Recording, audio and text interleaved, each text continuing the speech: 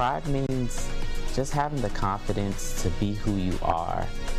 And once you have the confidence to be who you are, that's when you can really start loving yourself. My name is Stefan Thomas. I'm 28 years old. I was born in Fort Campbell, Kentucky, but raised in Memphis. We had a Pride event. It was a parade, a lot of festivities going on.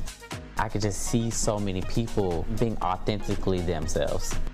Hi, my name is Jason Dooley. I live in Boston, Mass. I'm 57 years old. I remember coming to Pride in Boston in the late 80s as a really young guy and just, having a ball. And one of my biggest memories is marching up to the state capitol and looking back down the street onto Boston Common and just seeing tens of thousands of people. First, I came out to my friends.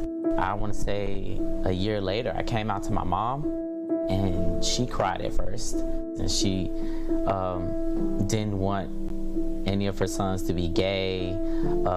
Being gay also has a stigma of getting HIV. She thought all these things was going to happen to me. I don't even remember what I thought I had, but I knew I didn't feel good. I was losing weight. So I went to this urgent care center. I was diagnosed with HIV, and I remember they gave me a bunch of photocopied pamphlets, they didn't even have real material. It was kind of in shock for that first few hours. Then you feel guilty because, all the people that have come before us who lost the battle, we had choice, we had options they didn't have, June 5th, 1981. This is a report from the Centers for Disease Control, a publication called Morbidity and Mortality Weekly Report. In the period October 1980 through May of 1981, 5 young men, all active homosexuals, were treated for biopsy-confirmed pneumocystis carinii pneumonia at 3 different hospitals in Los Angeles, California.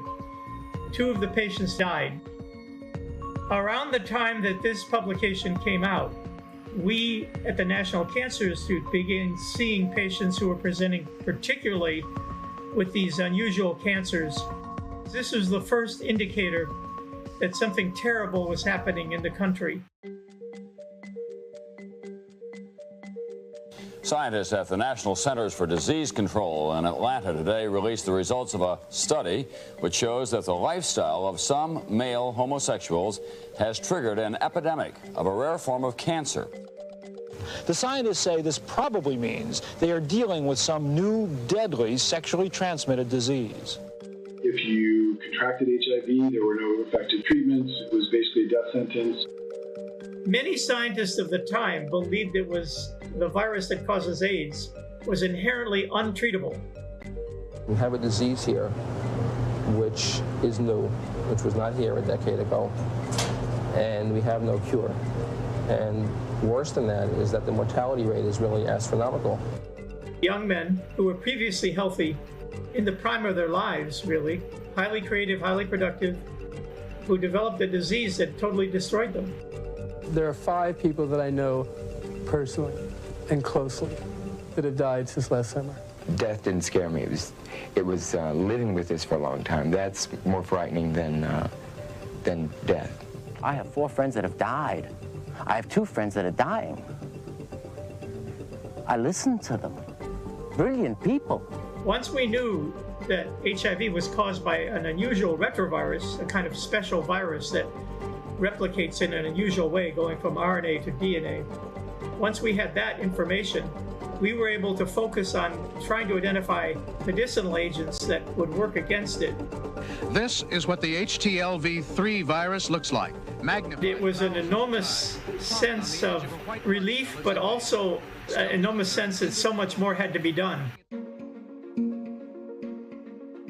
The FDA's approval of AZT today is one of the quickest approval actions on record and will make the drug available to the 14,000 AIDS victims who can be helped by it. But I would expect that certainly within 2 weeks from today, patients will be able to begin taking Retrovir under this system.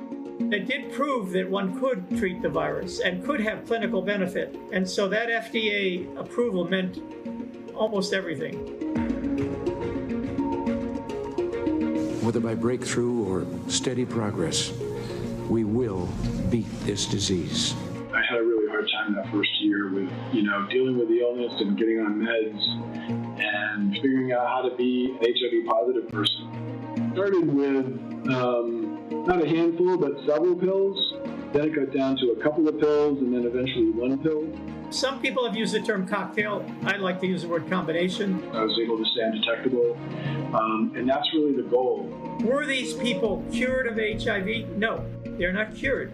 But the drugs are so powerful, so effective, and so tolerable that they can suppress the level of infection below detectability.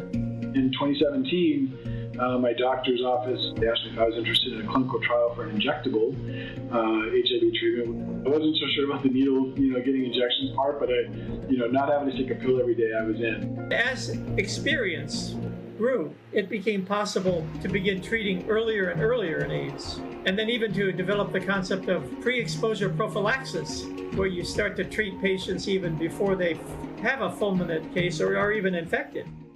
If I engage with someone who has HIV because I'm on PrEP, I'm very less likely to contract HIV from it.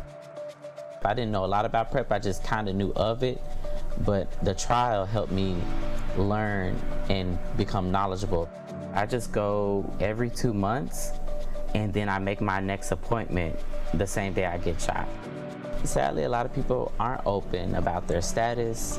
They're not open about being on PrEP. When you talk about PrEP, you have to talk about HIV. And when you talk about HIV, you have to talk about the stigma that comes with it. And a lot of people are afraid of HIV. The progress we've made in 25 years or so is really quite astounding. I'm happy for the progress, but I would have to confess that I didn't think it was going to happen. I think there's optimism on a broad front, not only for HIV/AIDS, but for cancer and other diseases. Thanks for watching our YouTube channel. Follow today's top stories and breaking news by downloading the NBC News app.